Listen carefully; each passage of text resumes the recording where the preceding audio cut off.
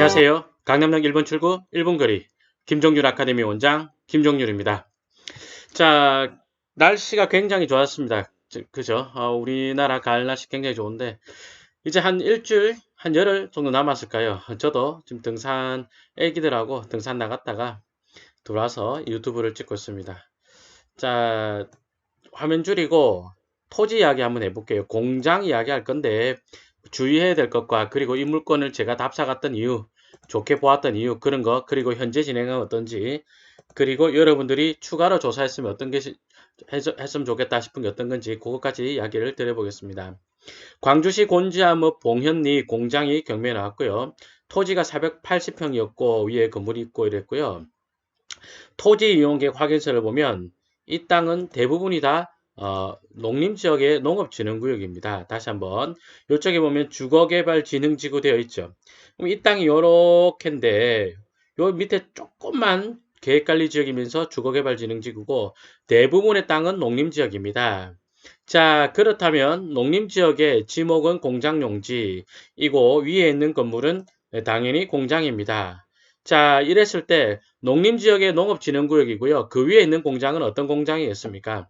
제가 흔히 뭐 쉽게 하는 말로 우리가 아는 그 공장이 아닙니다. 이렇게 이야기를 하죠.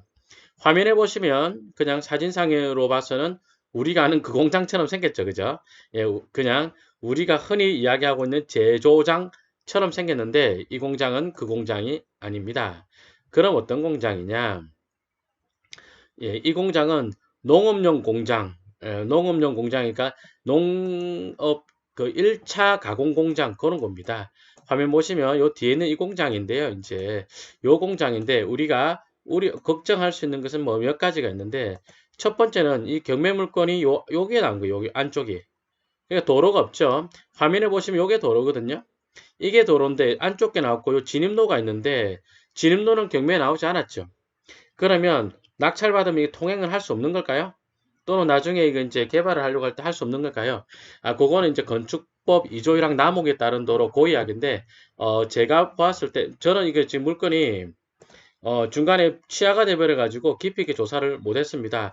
그러더라도 이 건축 허가를 받을 때 이 부분을 도로로 쓰겠다라고 사용 승낙이 들어갔을 것으로 보고, 그래서 토지 이용 계획 확인서 상에는 나타나 있지 않다 하더라도, 남목에 따른 도로가 되지 않을까. 이 말이 뭔지 모르겠으면 패스하셔도 됩니다.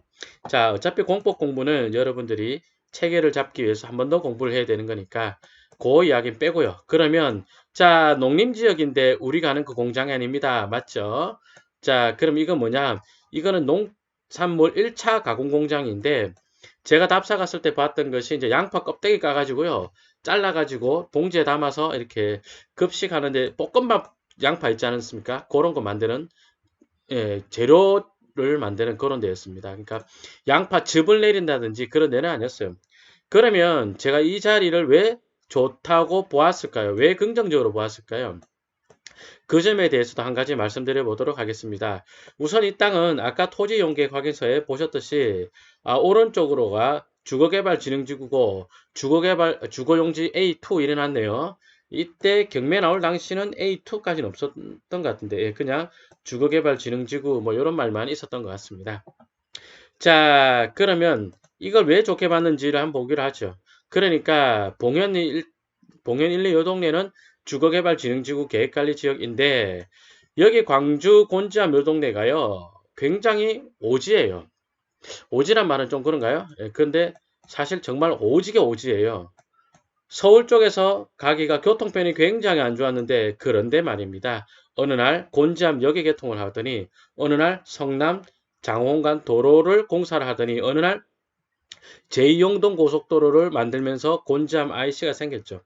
그러니 없던 도로 두 개에 없던 지하철에 야 이거 완전히 이 땅 팔자 패는 땅 아니냐 이 주변이 그렇게 보았던 것이고 자 제가 답사 갔을 그 당시에는 서울에서부터 여기가 이제 성남이죠. 성남 판교 그 요쪽에서부터 딱 요까지 제2용동 고속도로 연결되는 요 앞에까지만 개통을 했었고 성남 장원간 도로 이 나머지 구간은 개통하지 않았었습니다.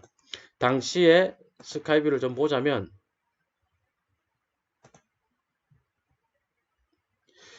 지금 이 도로가 공사 중이었던 거죠. 이렇게. 근데 IC가 여기 생기죠. 그죠? 여기 생겨서 그럼 요 동네 계획관리 지역의 주거개발진흥지구 좋아지겠고 여기도 농림지역의 공장이지만 이런 공장에 대한 수요가 얼마나 있는지 본다면 토지 투자를 했을 때 괜찮겠다. 낙찰을 받아서 공장은 공장대로 임대를 줘서 거기서 임대료를 받으면서 그죠?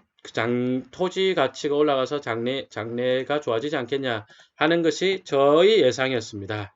자, 그 당시까지 저희 예상을 보고요. 자, 그렇다면 답사를 갔을 당시의 동네를 보겠습니다. 자, 이런 도로였어요. 농림지역이면 이런 도로가 어울리죠. 자, 그래서 요 뒤쪽으로가 만약에 주거개발진흥지구여가지고 뭔가 개발이 된다라고 한다면 도로가 좁죠. 그렇다면 도로가 지금 넓히고 있는 것처럼 이리 돼야 되겠죠. 자, 그럼 이 도로는 왜 넓히는 걸까요? 제가 시청자 여러분들에게 숙제를 한 가지 드리겠습니다. 자, 이 도로를 왜 넓히는 걸까요? 그에 대해서 조사를 한번 해보십시오. 자, 도로는 얼마나 넓히는 것이고 이쪽으로 인도 만들어지는 건가요?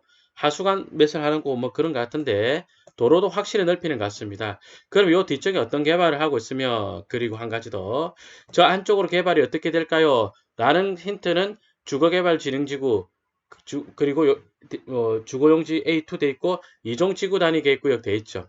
요거에 대해서 한번 알아보시죠.